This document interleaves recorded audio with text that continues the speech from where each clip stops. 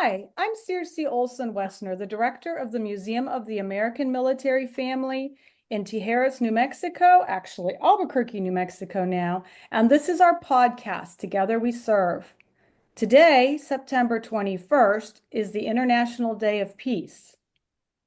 According to Wikipedia, the International Day of Peace is a United Nations sanctioned annual holiday dedicated to world peace, specifically the absence of war and violence, such as might be occasioned with a temporary ceasefire in a combat zone or a ceasefire for humanitarian access. The day was established in 1981, and it was first observed in September of 1982. It's recognized by many nations, military and political groups, and individuals. We have a very special podcast planned for today, and I'm joined by several New Mexico veterans and military spouses who are writers and poets, and we're going to share readings about war and peace. I'm pleased to be joined by Caroline LeBlanc, who is an Army veteran, an Army Special Forces wife, the mother of a Special Forces soldier, and Jacqueline Murray Loring has been married to a Vietnam veteran since 1969. Eric Woessner is my son. He's an Army brat and an Army veteran. And Allendale Olson is an Army veteran who served with the 1st Infantry Division in Germany during the occupation era. He co-founded the museum with me, and he's my dad. I am an Army wife, Army mom, and an overseas brat. So I wanted to thank everybody for joining me today, and thank you for sharing some of your writings with the audience. Today we're featuring writings from books, many books. So one is called Unbreaking the Circle, and that was published by Southwest Writers.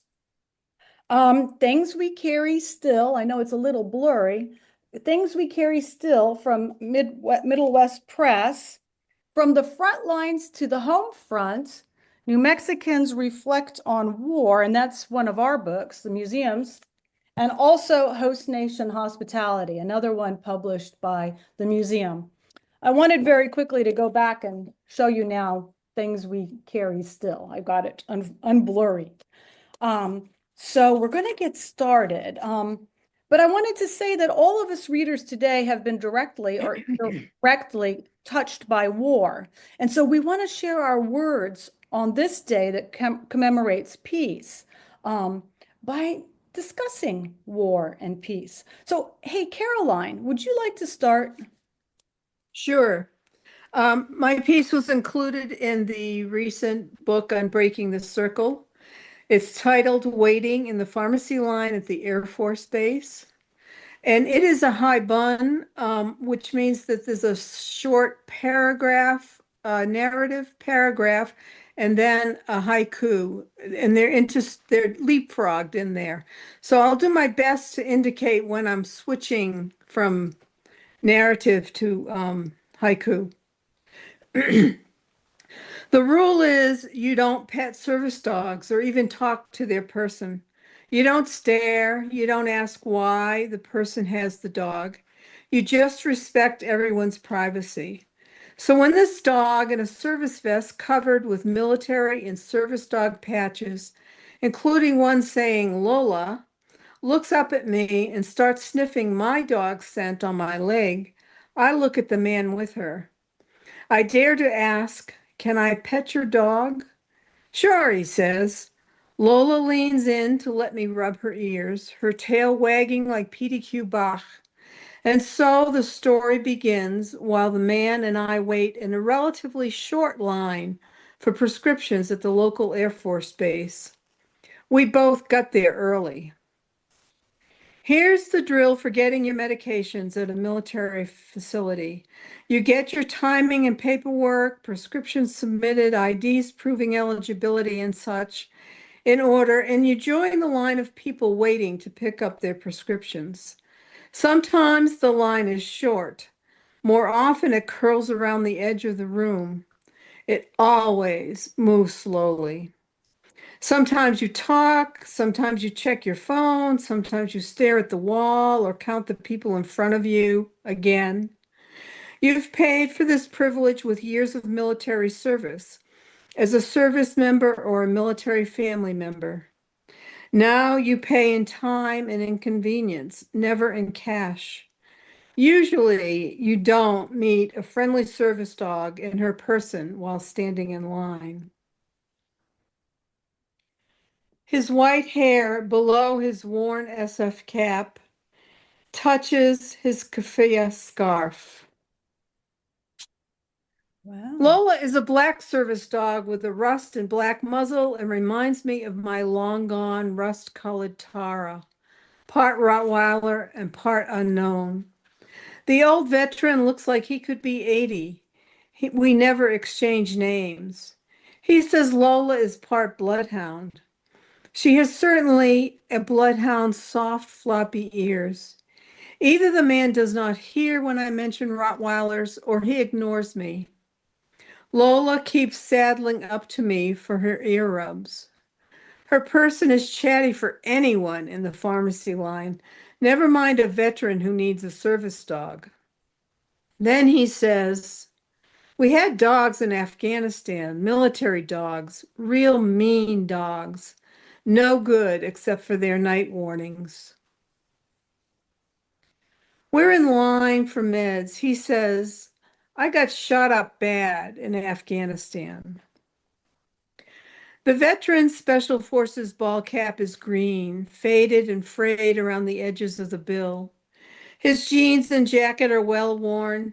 His stubble is gray and his hair hangs in clean, stringy, long white strands. A black and white keffiyeh hangs from his neck, like the kind you see on Palestinian sympathizers labeled as anti-Semitic for their show of compassion. The scarf is another kind of statement for post 9/11 veterans. The line behind us is getting longer. We got here just in time. He says, "I flirted too much. My Walter Reed nurse brought me the cutest puppy." I picture him as a young man, well-trained and muscled, noble as any Greek warrior in the Odyssey, now shot up and carrying wounds that are his for life. He says he cared for the puppy his nurse brought him because she was the woman of my dreams. Even she could not, but even she could not quiet his images of mean, traumatized military dogs. He refused to accept the dog as his personal service animal. His Walter Reed medical team would have none of it. I could have a dog or I could go to the VA 2 times a week. And so he got his first service dog, maybe 20 years ago. How can he look so old, I wondered to myself. He was a young warrior before the century turned, and now he's a friendly white-haired man with a friendlier service dog in the Air Force pharmacy line. And he is telling me his story, like we were talking in the checkout line at some big chain store. It had been a while since I was with civilians. I went to Walmart. On the whole, civilians don't know they are civilians. They think they are just American citizens entitled to live and work in peace and prosperity. Many military service members and their families were once civilians. They left those naive ranks when they joined the military community. It's about more than looking great in a uniform or learning military skills and cunning while living under security and secrecy rules at home or in foreign lands. It's about long days and nights of waiting for orders and hoping you or your loved one will return home alive, without wounds, seen or unseen. I walked in the store. My dog spooked. Then I almost lost it myself. From the busy but familiar Walter Reed Hospital to the busier, noisier, more crowded, unfamiliar chaos of Walmart, where shopping carts clang, doors and people closing behind you, Crowded aisles block any view of what's beyond all the people and clothes racks. Kids cry and scream. Blue light specials flash and ring under glaring fluorescent lights. And every person is some stranger. It's in some strange outfit. A black lady stared in my eyes. Don't you go there or it all goes south. Most of us have seen it on some TV show. A man is down, his dog, wanting to protect him, stands near. Growling turns to snarling and flashing teeth as medics draw near. If man and dog are lucky, animal control is called. More often, the cops are called. Weapons fired, a dog shot, probably dead. A dog the man had learned to love in a way he may not have been able to love people. The white-haired veteran goes on. The woman growled in my ear. They'll call EMTs, the dog will go nuts, and they will call the cops. Looking into the distance, the veteran tells me, I got myself and my dog under control. After that, I vowed any dog I had would be friendly to people. So now here we are in the pharmacy line. I pet his friendly service dog, and our talk turns back to waiting in lines. Wow. That that is such a story in such a short amount of time. And it is really poignant to think about the amount of information that a stranger would share with you and how well you picked up on it and created this picture of this man with his age, but he's not that old, his bravery to go into Walmart, even though he has, maybe fear of crowds, the woman coming to his rescue to keep him under control. I mean, it's beautiful and so powerful. And I imagine every veteran that hears this has a similar story about sitting in the VA waiting rooms or the pharmacy Mhm. lines at the Right. exchanges, right? Thank you for sharing that, Caroline. That's really, really good. And I like the combination of the haiku, very subtle, and then the story, which drew me right in. Well, it was a true event. So, It happened, and I came home and I wrote it. I mean, it was just too powerful to not write. yeah, yeah. Well, I'm going to read a short poem titled Uniforms, and it's from the book um, Things We Carry Still. And this is put out by MiddleWest Press. They're an organization that does a lot of veteran and military family member poetry. So this little poem is when my husband and I were stationed in Bad Hersfeld, Germany, right after the collapse of the Iron Curtain during what I call Gulf War One. And he got orders to Kuwait. And so the poem talks about that. It's called Uniforms. Outside, dressed in soft greens and browns, smoking cigarettes, laughing and talking, the men load connexes. Inside, I'm silent, sewing. The fabric is stiff, beige, cream, and brown, not the woodland I'm used to. Forest or desert? Cold War or hot? I examine my handiwork, not bad considering. RPX has no green, black, or brown thread. I'm stitching with purple. Name tags on chests, patches on arms. Who cares what you look like in war? Outside, the men stash their gear, talk tactics and bullshit. It's what they've trained for, this shiny new war. Ouch! I suck my fingertip ruefully. Ironic how the first blood stain on this uniform is mine.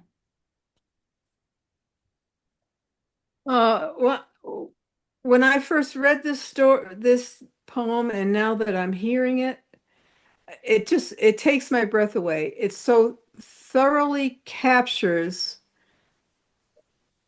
the intensity and how the world just collapses once the orders come and once you're getting things ready and the needle pricking in less than 30 lines. You've got the picture, the bravado of the men, the woman staying behind. It hints of Penelope Ah.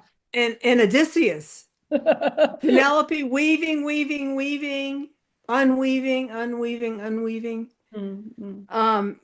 It's just really a very powerful poem. Well, thank you. Jacqueline, would you like to read your piece? Would. Thank you for that. Thank you for that poem. It's such a moment. My poem takes me back to the 1960s. I lived on Cape Cod. I presently live in Albuquerque. I lived on Cape Cod when I met my husband. And when I read this poem, it takes me back to being kids. We had motorcycles and we would go to Provincetown, which is at the tip of Cape Cod, and we would ride in the sand dunes. And this was after he had enlisted. So it's called 1969, Walk on the Moon. At noon's low tide, along Race Point, on a breathless dirt bike journey through hidden paths in sifting dunes, we searched each other for treasures before the sea returned. Our giggling laugh lifted us above the mourning dove, nesting. A red-tailed hawk rose, circled, plunged toward the cresting waves. While we debated at the ocean's edge, the marsh grasses hold on life. Our sun-warmed bodies touched and swam. You lied about your virginity. I said I understood enlisting, your father's pride. I gave you the beach plum blossom from my braid. You wrapped me in your army blanket, stoned the waves, placed in my hands a three-legged starfish, ordered the incoming tide to change and stars to shine. Wow. You know, when I read that just the other day again, I had these visions like the red-tailed hawk is a powerful thing and a big mighty bird, and then the broken starfish. And it was kind of like foreshadowing, you know, the rise of youth and possibility and power. And then the little touches of I was wrapped in the blanket. We talked about intimate things, but we were giggling like the innocence right before the, you know, going off to war.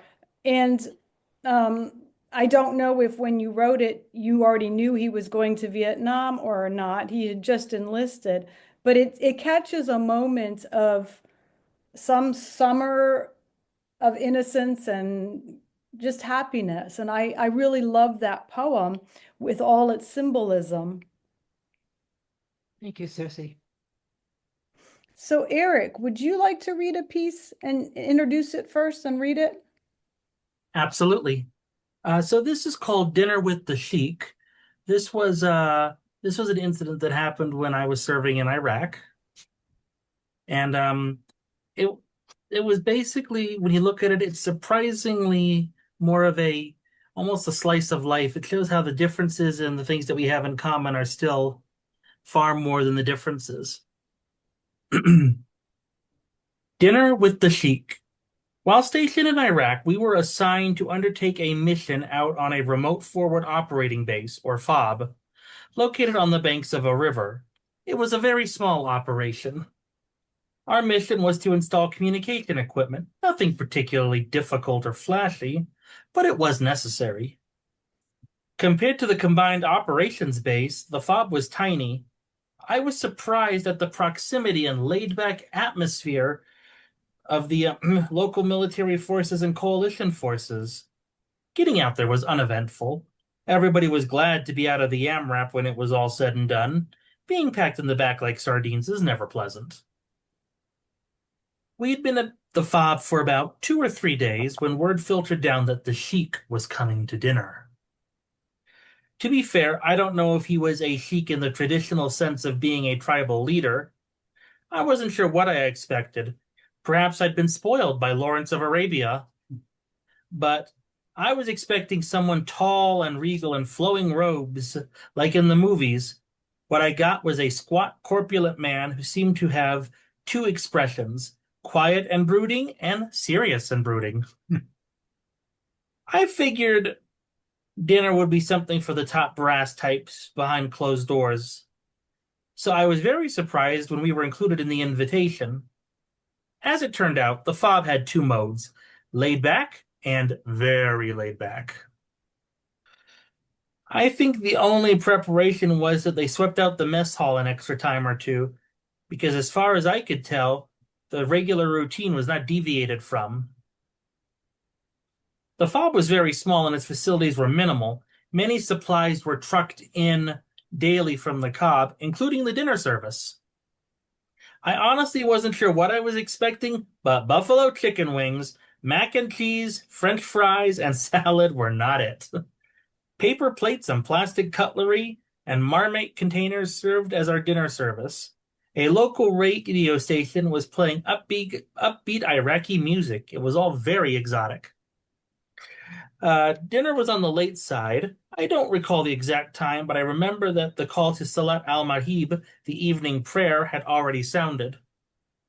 We had the sheik, the fob commander, and our chief on one side of the table, our section sergeant, then me, and two others on our team on the other. I watched the sheik chow down on almost a whole marmite of hot wings. The sheik, our chief, and the fob commander talked, and the rest of us were ignored for the most part. I was surprised when we first saw the sheik. He had seemed the dour sort, but over the next 45 minutes he became quite jovial. It's impressive how a meal and conversation can bring people together. After dinner, we were released from duty. I remember climbing up one of the guard towers that dated back to Saddam's time.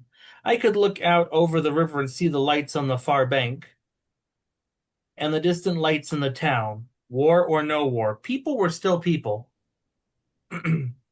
And families were still gathering together. Life goes on. It was rather nice to think that despite the many cultural differences, people could come together for a meal and that there was more that binds us together than splits us apart.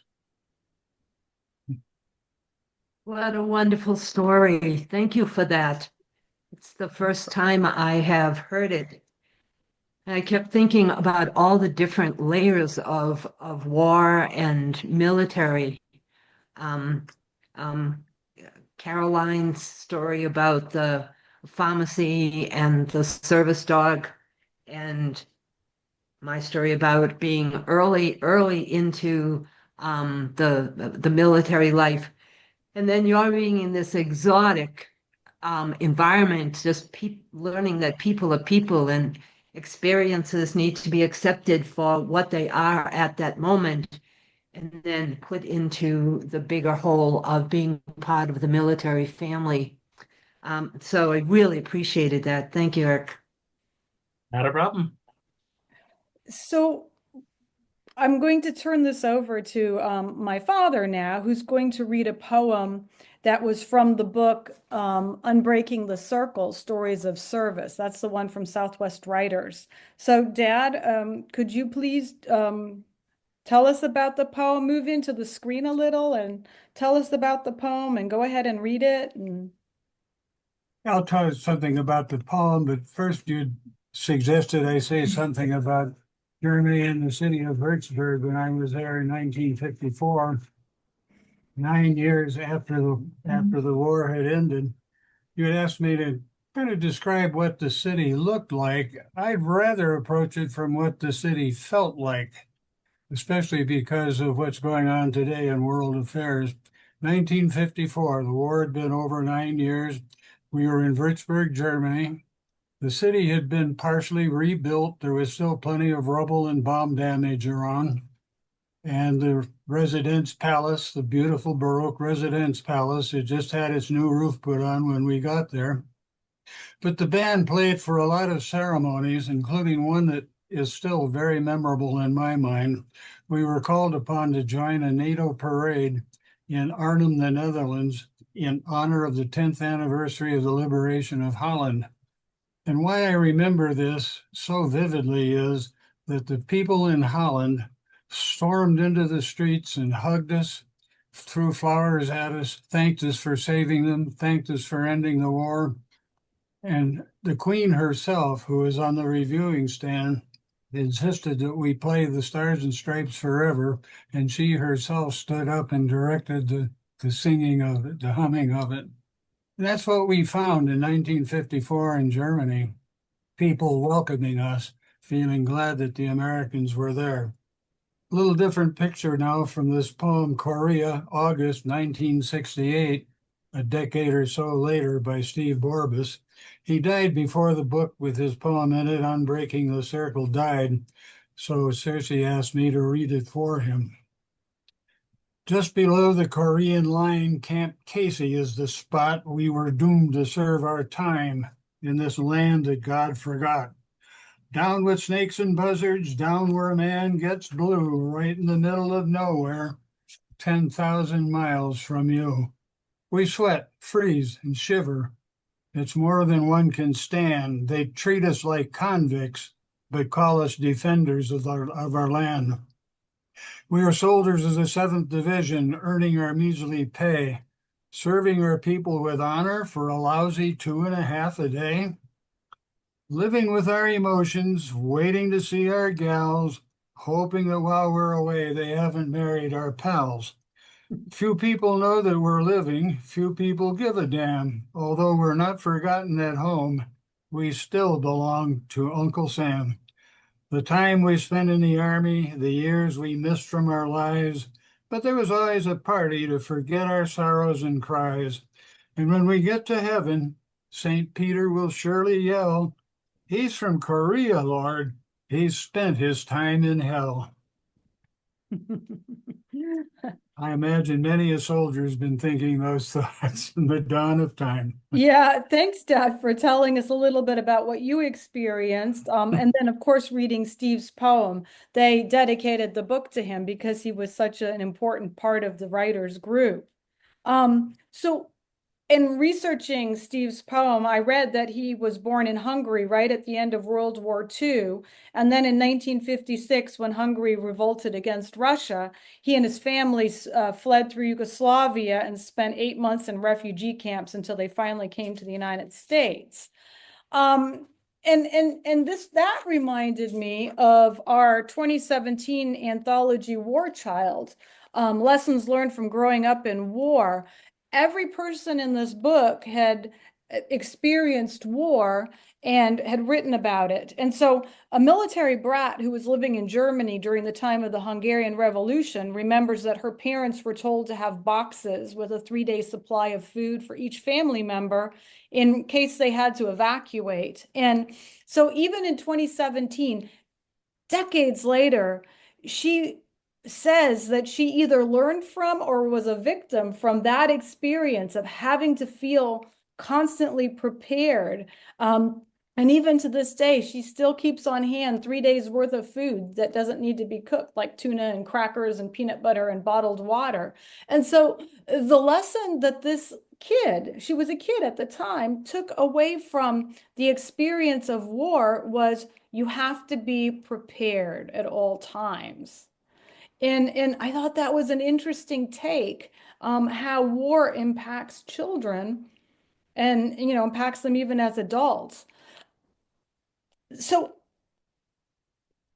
Dad, what do you think of War Child? What kind of feeling do you get about the book?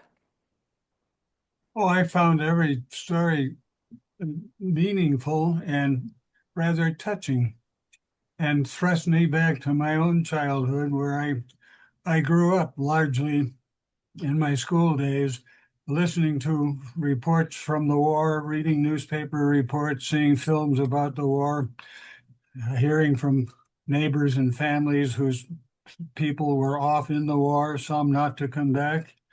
I thought the stories in this book captured my feelings as a child about war and and left us with some serious thoughts. So I think that War Child is a special book because each one of the 37 authors ended their stories with a lesson that they learned, just like the girl we were talking about earlier. And while each lesson learned was different about being in war, the overall lesson for us today is that war stays with kids. Always, even 70, 80 years later. I mean, war is truly forever. And that's a lesson that we should take to heart. But because it is the International Day of Peace, I'd like to end this podcast with two quotes from the Dalai Lama. And the first is both sobering and instructional and explains why we continually seem to cycle in and out of wars. And then the second quote shows a path forward. So, Caroline, I was going to ask you, could you please read the first quote for us? Sure. Peace, in the sense of the absence of war, is of little value to someone who is dying of hunger or cold. It will not remove the pain or torture inflicted on a prisoner of conscience. Peace can only last where human rights are respected, where the people are fed, and where the individuals and nations are free. And so, Jackie, could you please read the second quote? Of course, I'd be glad to. Peace does not mean an absence of conflicts. Differences will always be there.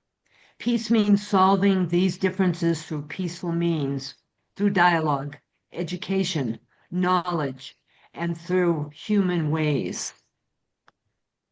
Well, I think those are both a good place to stop for today. I think the quotes were very powerful. Our stories that we shared brought us closer, a connection as military spouses, as military brats, as veterans. We could understand where people were coming from. And so I wanted to thank our listeners for spending part of your day with us, today being Sunday. And thank you, Caroline and Jacqueline, for joining my dad and my son, Eric and Alan, and me today on this podcast. We've appreciated your poetry and prose, your views on war and peace. And I'd really like to thank our friends over at MiddleWest Press and Southwest Writers. They do great work. They publish great books. They've published many anthologies. Thank them for letting us to be part of their projects. And I just wanted to end with my usual statement, but did any of you want to say anything extra to, about today, or thoughts of peace, or anything you heard? Yeah. Well, I'd like to just thank you for allowing me to be a part of recognizing peace. There are so few opportunities to do that. So I appreciate being here and love listening to everybody. Well, thanks, Circe. we appreciate your coming. You've been so much a part of many of our programs, and we love collaborating with you. Okay.